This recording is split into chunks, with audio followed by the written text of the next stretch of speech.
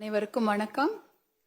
மாண்புமிகு அவைத் தலைவர் அவர்களுக்கும், மாண்புமிகு துணை அவைத் தலைவர் அவர்களுக்கும், மாண்புமிகு முதலமைச்சர் அவர்களுக்கும், மாண்புமிகு அமைச்சர் பெருமக்களுக்கும், மாண்புமிகு எதிர்க்கட்சி தலைவர் அவர்களுக்கும், மாண்புமிகு முன்னாள் முதலமைச்சர் எடப்பாடியார் அண்ணன் அவர்களுக்கும், மாண்புமிகு அனைத்து கட்சி சட்டமன்ற குழு தலைவர்களுக்கும், மாண்புமிகு அனைத்து கட்சி சட்டமன்ற உறுப்பினர்களுக்கும் என் பணிவான வணக்கங்களை தெரிவித்துக் கொள்கின்றேன். இந்த சட்டப்பேரவைக்கு அவைத்தலைவராகவும் துணை அவைத்தலைவராகவும் ஒருமனதாக தேர்ந்தெடுக்கப்பட்டிருக்கும் தங்களுக்கு பாட்டாளி மக்கள் கட்சி சார்பாக மனமார்ந்த வாழ்த்துக்களை இந்நேரத்தில் தெரிவித்துக் கொள்கின்றோம். மாண்புமிகு பேரவைத் தலைவராக பொறுப்பேற்றிருக்கும் எங்களுடைய மூத்த சகோதரர், அழுத்த அரசியல்வாதி, சமூக நீதியின் பின்னணியில் வளர்ந்தவர், சமூக நீதிக்காக தொடர்ந்து பாடுபட்டு கொண்டிருக்கும் எங்களுடைய அன்பு சகோதரர் மாண்புமிகு அவைத்தலைவர் திரு JCT பிரபாகரன் ஐயா அவர்களுக்கும், சமூக நீதிக்காக பாடுபட்டு கொண்டிருக்கும் துணை சபா அவைத்தலைவர் சகோதரர் ரவிசங்கர் அவர்களுக்கும் எங்களுடைய மனமார்ந்த வாழ்த்துக்களை தெரிவித்துக் கொள்கின்றோம். ஜனநாயக முறைப்படி இந்த சட்டமன்றம் நன்றாக நடக்கும் என்பதில் எங்களுக்கு எந்த ஐயமும் இல்லை. ஏனென்றால் சமூக நீதியின் பின்னணியில் வளர்ந்தவர்கள் தாங்கள் கண்டிப்பாக எல்லோருக்கும் சம வாய்ப்பு அளித்து ஜனநாயக முறைப்படி இந்த சட்டமன்றம் நடக்கும், உங்கள் இருவரின் வழிகாட்டுதல் படி நேர்மையாகவும் இந்த சட்டமன்றம் நடக்கும் என்பதில் எந்த வழிகாட்டுதல் படி நேர்மையாக இந்த சட்டமன்றம் நடக்கும் என்பதில் எந்த ஐயமும் இல்லை.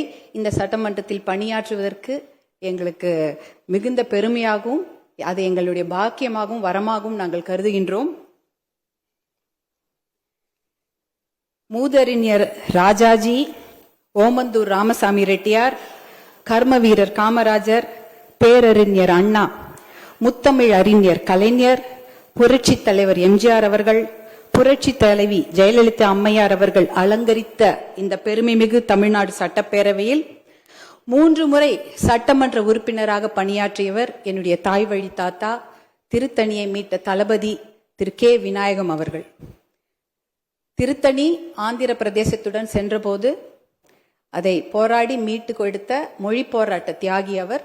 அவர் 3 முறை இந்த சட்டமன்றத்தில் சட்டமன்ற உறுப்பினராக பணியாற்றி இருக்கிறார். அவரும் அன்றைய முதல்வர் பேரறிஞர் அண்ணா அவர்களுடனான சட்டமன்ற விவாதங்கள் வரலாற்று சிறப்பு மிக்கவை.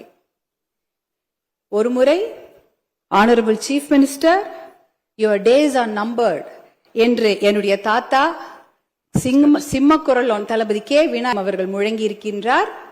அந்த சமயம் அன்றைய முதலமைச்சர் பேரறிஞர் அண்ணா அவர்கள், honourable member, my steps R measured என்று அமைதியாக பதில் அளித்திருக்கின்றார்.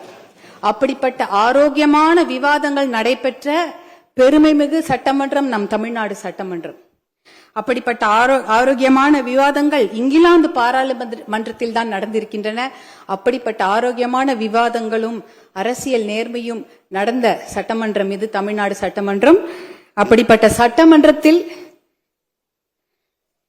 எங்களுக்கு ஆக்கப்பூர்வமான விவாதங்களை முன்னெடுக்கவும், மக்கள் நலன் சார்ந்த விஷயங்களை பேசி நல்ல முடிவெடுக்கவும், பாட்டாளி மக்கள் கட்சியை சார்ந்த எங்களுக்கு அதிகமான நல்வாய்ப்புகளை வாரி வழங்குமாறு தங்களை தாழ்மையோடு கேட்டுக்கொள்கின்றோம்.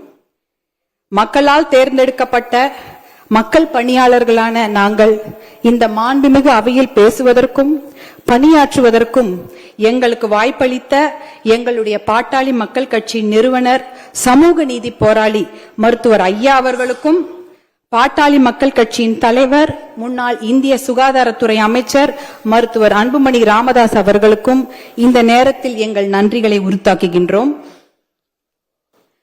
தமிழ்நாட்டின் வளர்ச்சிக்காக இந்த பெருமைமிகு சட்டப்பேரவையில் சமூக நீதி, பெண்கள் பாதுகாப்பு, மது ஒழிப்பு, போதை ஒழிப்பு, இளைஞர்களுக்கு வேலை வாய்ப்பு, வேளாண் வளர்ச்சி, தொழில் வளர்ச்சி, நீடித்த சுற்றுச்சூழல் பாதுகாப்பு, கல்வி மற்றும் மருத்துவம், தமிழுக்கு முக்கியத்துவம், நீர் மேலாண்மை பற்றிய ஆக்கப்பூர்வமான விவாதங்களை பேரவைத் தலைவர் அவர்கள் தலைமையேற்று நடத்தி தருமாறு அன்போடு கேட்டுக்கொள்கின்றோம்.